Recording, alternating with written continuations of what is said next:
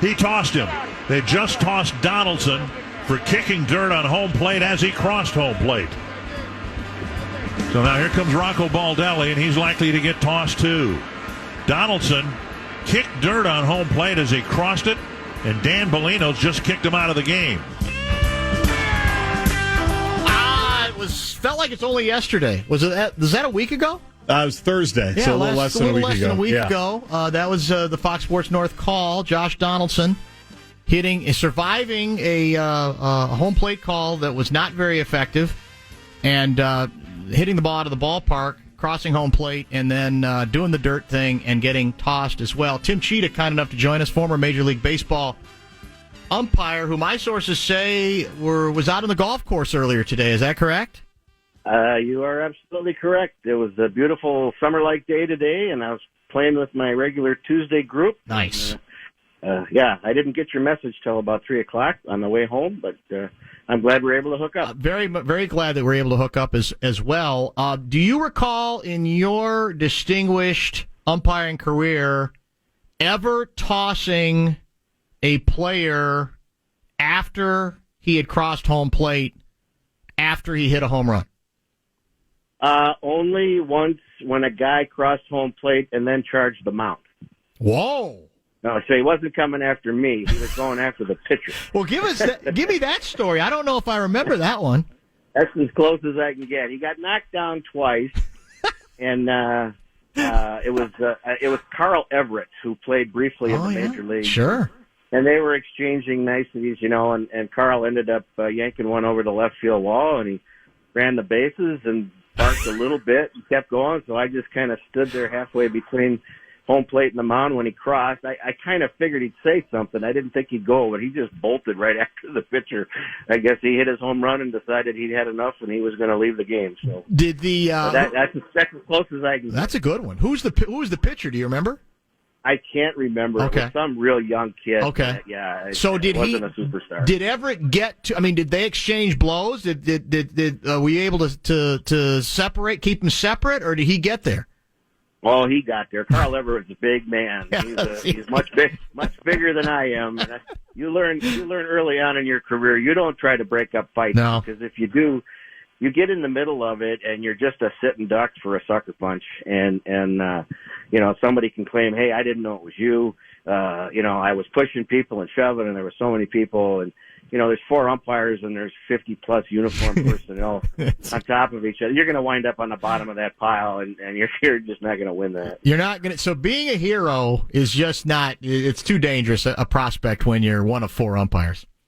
Yeah, you learn the hard way. I actually learned it in AAA one time. We had a fight the previous night, and the next day I was working second, and the left fielder came out, and he came right up to me and he said, I don't know if you know how close I came to punching you last night.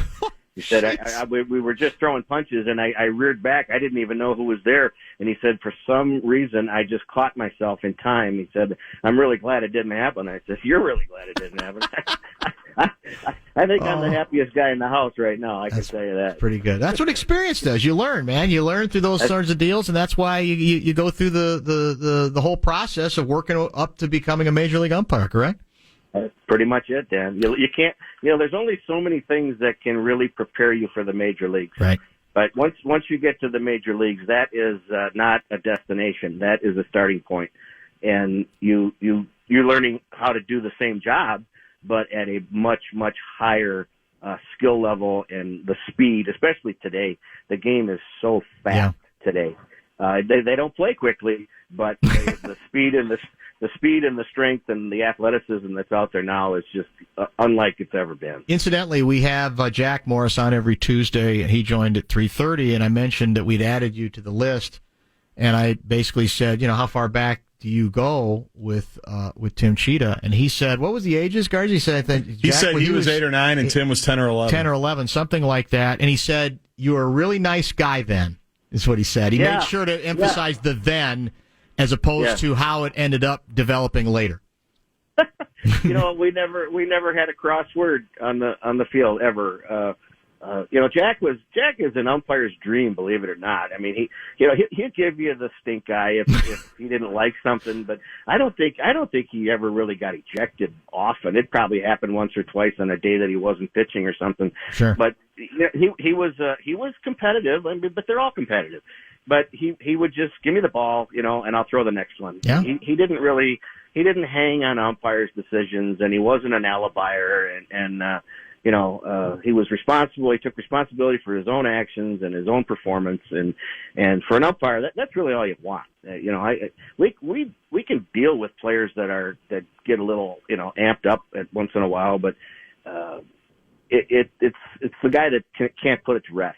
That those are the ones that and the ones that are constantly going to that, and that's where it gets difficult to maintain your composure sometimes. I thought of you immediately as the Donaldson story was playing out, and especially a couple of days later, which I think was the first time he spoke to it. And I believe a lot of people thought that by then Josh would do what a lot of people tend to do, which is, all right, I lost it. I didn't like that call, but if I had to do it all over again, I probably would have done something different. And Donaldson doubled down. In fact, for those who didn't hear his quote, he said, quote, "If the umpire consistently isn't doing his job correctly, that's affecting our careers. That's affecting our success. At the end of the day, there's no reprimand, no accountability for the guys that are making the decision. As a matter of fact, they don't care. They don't care at all, most of them. They just want to get the game over with for the most part, and it's pretty sad because guys are making six figures a year, and there's no accountability." I'm assuming you heard those quotes at some point. What do you think of them, or what did you think of them when you first heard them? I heard them. I've heard them before from other players, and there's just this myth out there, and I'm getting so tired of hearing its standard response when players or uniformed personnel respond by saying that umpires are not accountable. Let me tell you a little bit about accountability at the major league level for a plate umpire. His game is scored electronically based on every called pitch. And by 10 a.m., the day after a home plate job at night, that information is available to you on your computer if you go to the umpire website, and you will find out exactly how you scored. Now, when they first implemented that system, they required a 92% accuracy level to qualify you as exceeding the standard. 90% was meeting the standard, and below 90% was failing to meet the standard. And after a couple of years of working with that system, the umpires got much better at it, and they learned it. And now the average has been pushed up to now 96% is exceeding the standard, 94% meets, and 92% does not meet. And the average staff is right now between 95 and 96% accurate. So you're talking about anywhere between, depending on how many pitches are thrown in that particular game, you're talking anywhere between 3 and 6 pitches in a regular 9-inning game. And if you fail to meet that standard too many times, you're going to hear about it from the commissioner's office, and you're going to pay for it in your pocketbook because you're not going to work in October. And if there is just a trend of poor performance after poor performance after poor performance, you're in trouble. And players don't know that.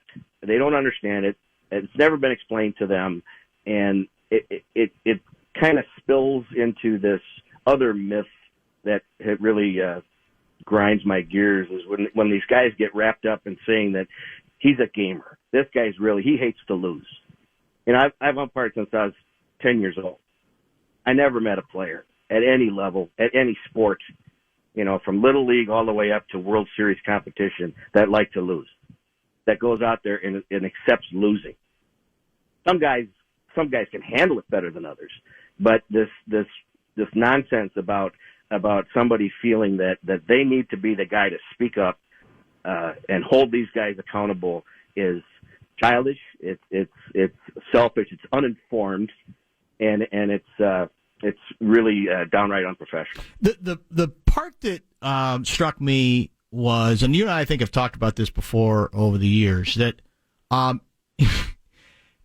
the umpire is basically hated. Why? Well, because each team has fans that assumes that they always get the bad call. Whether it's true or not is immaterial. The fact is, it's part of being a fan, the assumption that our team is really, really good. The only reason we didn't win that game, or that's the series of games, whatever, is we're not getting our fair share of the calls. And so to me, that's what bugged me about it. To me, Donaldson, it's fish in a barrel. He's playing to a crowd that he knows is going to be sympathetic, because that's how fans tend to be. They tend to remember the calls that went against them, forget the calls that one could argue went their way as well.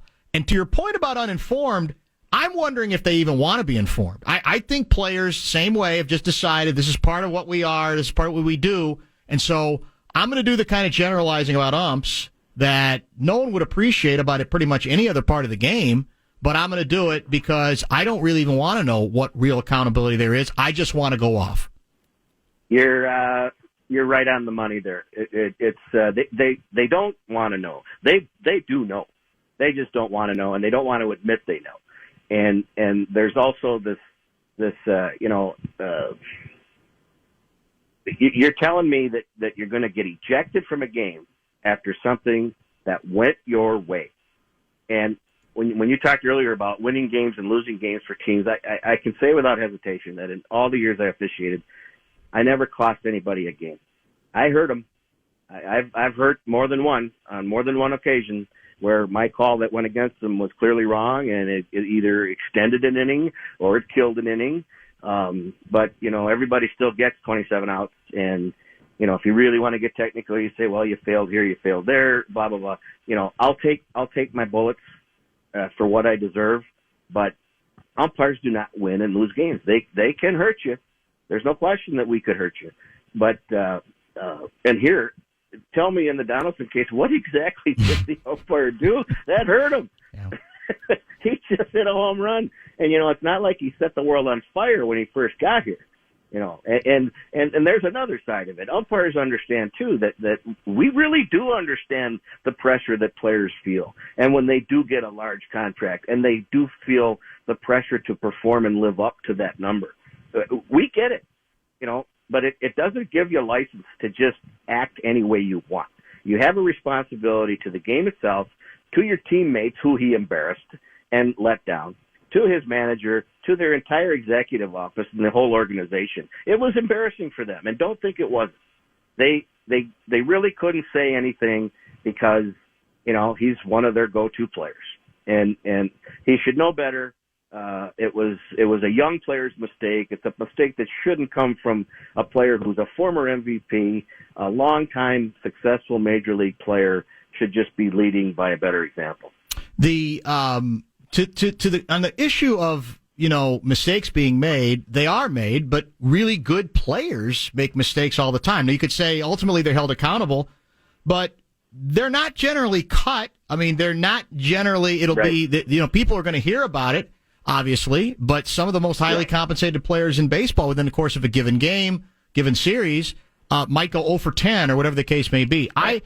Guardsy and I debated this because the first day, I got to tell you, I got swept up in just the novelty of it, and I didn't really think beyond that, just the historical aspect of it and just how goofy it was. And it was overnight, after reading and listening to some other people and thinking about it a little more, I said, this is really kind of childish, to be honest with you, the more I think about it. Now, the comeback to that from Guardsy was, and this is a fair point, at least I think, to make in the discussion, is look, if what attracted you to Donaldson in the first place was the sense that he's a good player, he's a very good third baseman, he's been a big league hitter, as you said, MVP guy, so, but he's also got the kind of edge we don't necessarily associate with the Twins. Maybe it brings a little something extra to the entire operation. But if you're going to want it, then you can't be surprised that occasionally someone with that edge is going to be capable of perhaps going over the line a little bit. That that's just sort of part of the deal. That's what you have to expect when you get a guy like that who's capable from time to time of doing some pretty goofy stuff. There's no question about that. I think I think though with his experience level, I think they were confident that had left him, with maintaining the high level of competitiveness that he has, which is great. Everybody has that. I'm telling you, Dan, he's not in some exclusive group here. Every player in the big leagues is a competitor.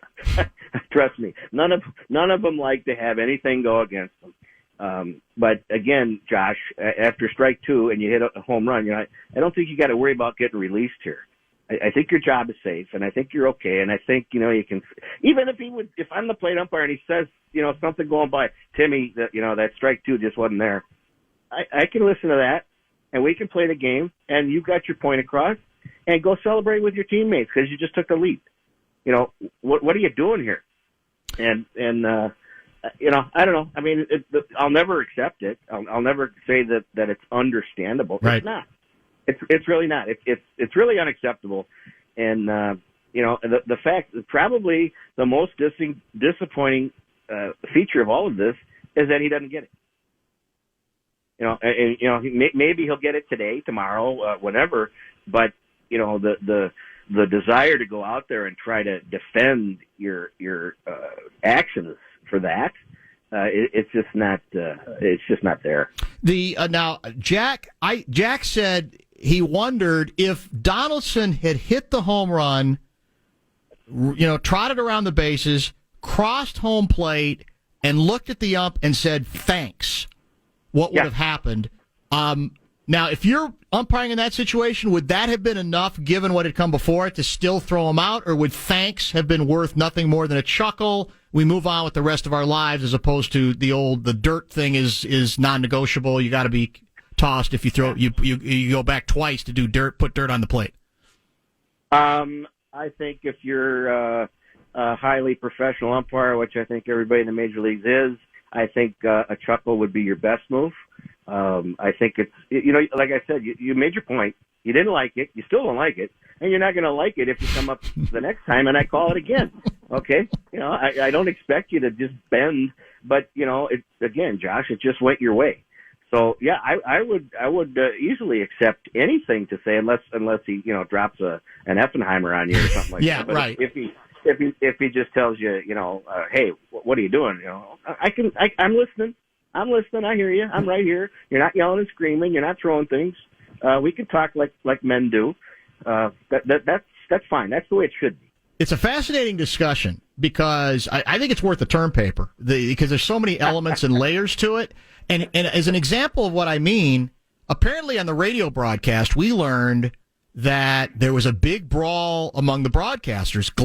Dan Gladden applauded it, and he got big pushback from, who else was it, did we decide, Garza? It was Provis and Atterbury. Provis and Atterbury basically said, can't do it, no way, not a chance. And it got to the point where Gladden finally said, I think we need to stop talking about this. And so, I actually was surprised. I thought Gladden would have been in the camp to say, as a guy who's been, obviously was a very feisty player, would say, you can't do it. Or it might happen, but then once you think about it, you go, that's in the end, that ain't gonna, that's just not gonna work. I lost it. Okay, it happens. I am annoyed about that pitch, that umpire and balls and strikes.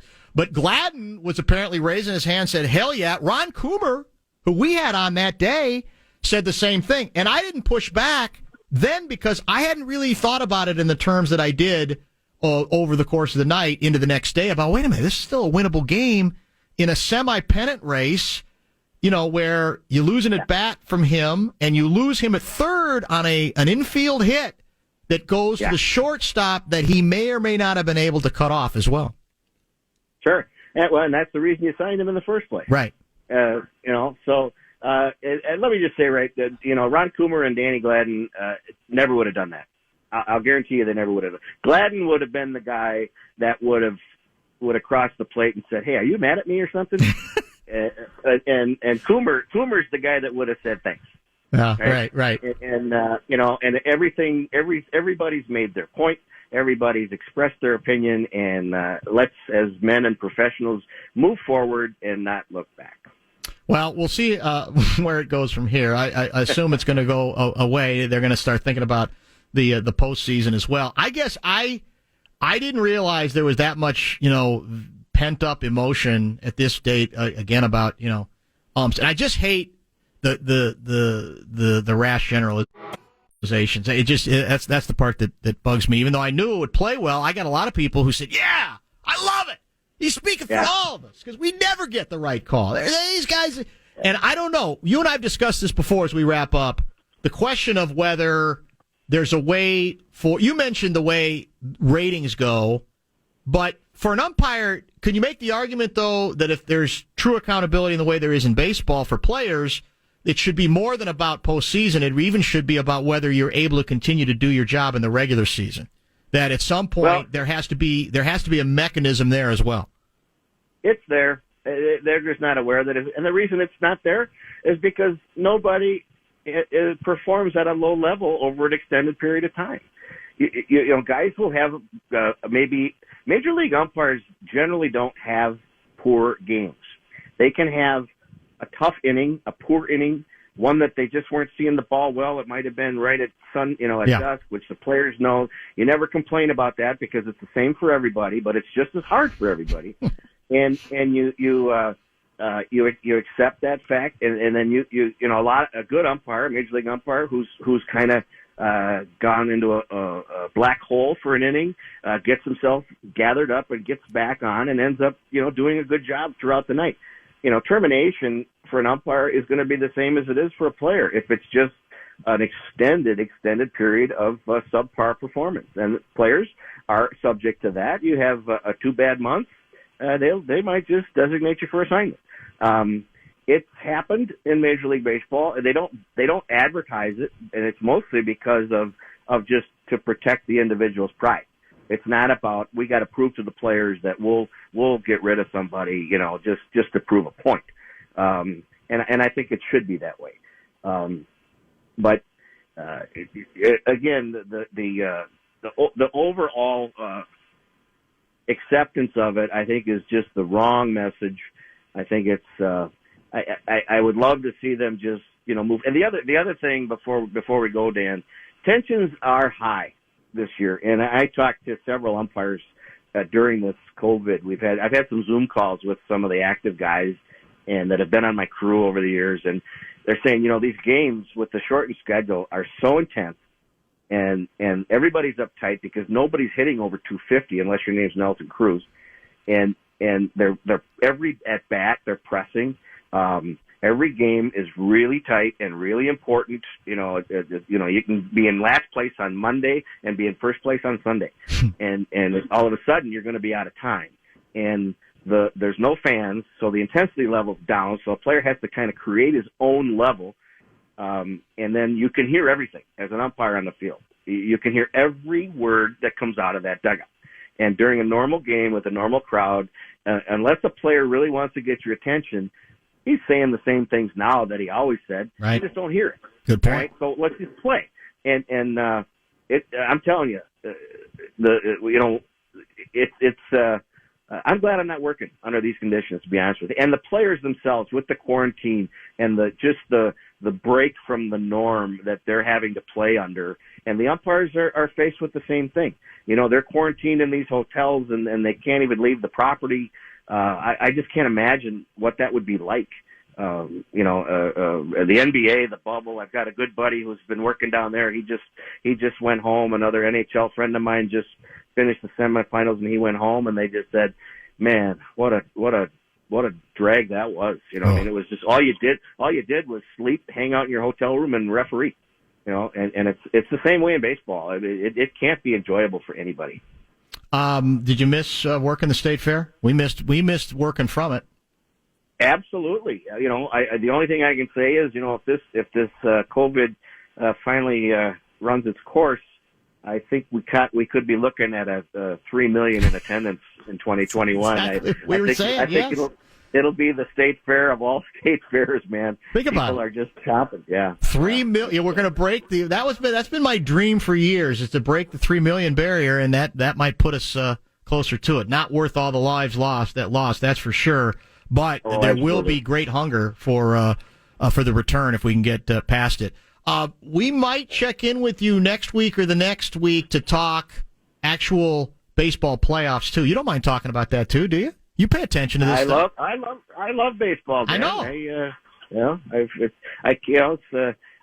still, I miss because when you retire, they give you a lifetime pass to go to any ballpark with a guest, and I usually average 15 to 20 home games a year here, and I really miss going with my daughter to the ball games, and it's a good dad-daughter date. Sure. And I follow it closely. I still have a lot of good friends umpiring, and I can't wait for it to get back to normal. We, as always, enjoy the conversation. Great material today. Thanks for giving us the time on short notice, and we will be in touch soon. Thanks, man. Always good, Danny. Thanks, buddy. Thank you. Bye. Major League Baseball umpire, former umpire Tim Tschida. Outstanding conversation with him. Top 5